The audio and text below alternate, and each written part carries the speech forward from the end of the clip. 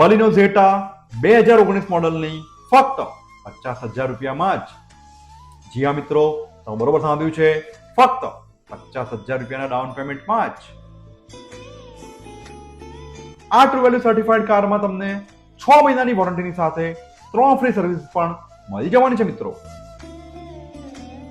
આ first honour petrol car ફક્ત 83,219 kilometre કંપનીના સર્વિસ રેકોર્ડ પ્રમાણે ગેરંટેડ જેન્યુઇન ચાલેલી છે.